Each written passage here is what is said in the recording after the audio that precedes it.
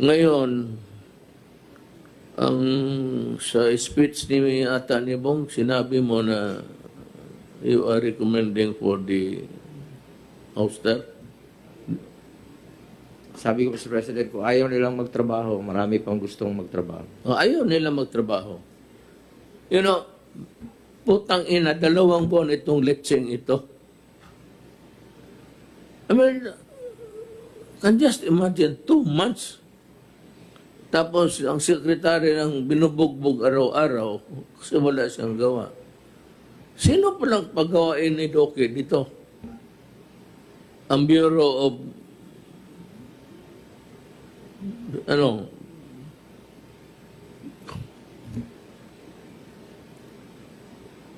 sino magawain niya? Pagawain niya yung Department of Health. Hindi yung Bureau of Fire. Saan mo pala siya maghingi ng tulong? Where do we get the resources? Both money and the human workers there. Sa kanyang opisina. At 2 buwan, this is totally unacceptable to me. Senator Christopher Bongo is recognized. Mr. President, I rise on a matter of personal and collective privilege. Will not be entertaining questions after my speech, as I believe this would just prevent us from tackling other urgent and important matters. On March 24, we passed the Bayanihan to Heal as One Act, empower the government in responding to the COVID-19 crisis. Now, we will be passing the Bayanihan to Recover as One Act, or Bayanihan 2. But there are still commitments in the previous law that until now have not been acted upon. It was revealed during the plenary deliberations last Tuesday that the benefits for health workers have not been provided yet. 32 na ang namatay na health workers, ilang daan na ang nagkasakit, ilang libong pamilya ang apektado. Pahirapan nyo pa dahil sa matagal na proseso ng pagbibigay ng serbisyo. Bakit po nangyari ito? Dumaan ang Abril, dumaan ang Mayo, ngayon, Hunyo na. Hanggang ngayon, di pa naibibigay ang benepisyo na dapat matanggap ng ating health workers o ng kanilang mga pamilyang naulila. Ang ating mga medical frontliners, ang mga bayani sa laban nito, sila po ang nagsasakripisyo, nagpapakamatay para iligtas ang buhay ng kapwa nating Pilipino. Pero simpleng benepisyo na nasa batas, hindi man lang mabigyan ng tamang oras o atensyon ng ating mga opisyal para ayusin at may pamahagi sa kanila. As chair of the Committee on Health and your former colleague in the executive, I have always been supportive of our government agencies. I have also been firm in defending your budget. Nagkasama tayo noon at nagtiwala ako sa kakayahan ninyo. Pero gaya ng sabi ko noon pa man, kung may nakikita akong mali, magsasalita ako. Kapag tungkol sa serbisyo at trabaho para sa tao ang pinag-uusapan, magsasalita ako. The President has been very clear against red tape. In fact, he has firmly stated that within 42 to 72 hours, all papers should have been acted upon. Ibig sabihin, huwag patagalin, huwag patulugin sa lamesa. Ito, 2 buwan na po, wala pa rin. Bakit matagal? O sadya bang pinapatagal? O wala bang gumagalaw sa inyo?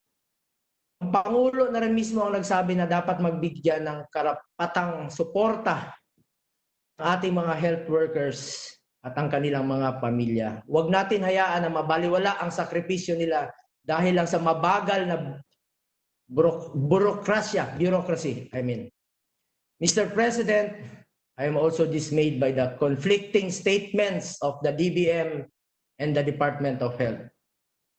Kailangan daw ng guidelines bago ilabas ang pera. Sabi naman ng DOH, hindi na kailangan. Hoy, DBM, DOH, pati na rin po ang Dole. Mag-usap-usap naman kayo at mag-coordinate kayo sa isa't isa. Marahil hindi po alam ng Pangulo. Patay-patayan kayo. Ngayon, na-expose na sa publiko ang problema. Mag-i-issue kayo ng joint issuance para implement ang isang bagay na noon pa ninyo dapat ginawa. Kung kailan kayo sinabihan, doon pa ninyo ginagawa yung guidelines. Kung kailan kayo pinuna, Doon lang ninyo tatawagan ang mga pamilyang naulila ng frontliners na sinakripisyo ang kanilang buhay para sa bayan. Hindi naman po siguro kayo mga bata na kailangan pagsabihan kung anong dapat gawin o anong mga tama. Sa mga undersecretaries, assistant secretaries, down to the director, dyan sa mga opisina, dapat tulungan nyo naman po ang inyong mga secretaries. Hindi nila kaya mag-isa sa panahon ngayon. Gumising naman kayo. Nagtutulog-tulogan ba kayo? O nagpapatay-patayan kayo? O talagang patay na kayo? Kulang ang salapi para bayaran ang kabayanihan nila. Serbisyong maayos lang naman pwede nating maisukli sa mga nagtatrabaho para sa bayan. Kung ayaw nyo magtrabaho, di umalis na kayo. Ginagawa na nga ng Pangulo ang lahat. Yung mga tao sa baba, ayaw tumulong, ayaw gumalaw. Umalis na kayo. Ganito ba talaga ang burokrasya? Namatayan na nga, pinapahirapan pa. Dapat nga ihatid ninyo agad ang cheque sa pamilya, mismo sa bahay nila. Iabot ninyo dun. Masasayang lang ang oras ninyo sa pagsagot ng mga batikos, kung kaya sana ay gumalaw na lang kayo sa lalong madaling panahon. Wala na yung programang Hoy Gising, pero hoy, missing naman kayo. Our health workers are doing one of the most difficult and dangerous jobs against an unseen enemy. A sickness until now has no cure.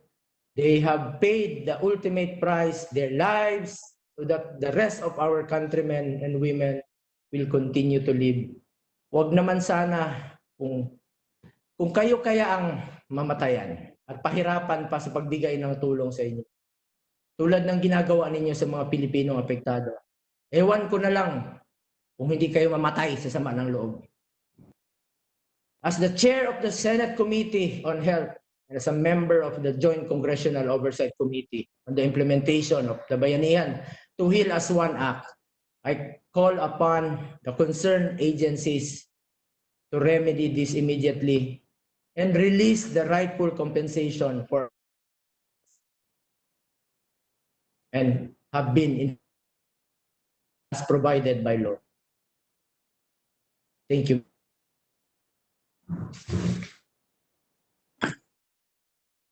The minority floor leader would like to be recognized, Mr. President.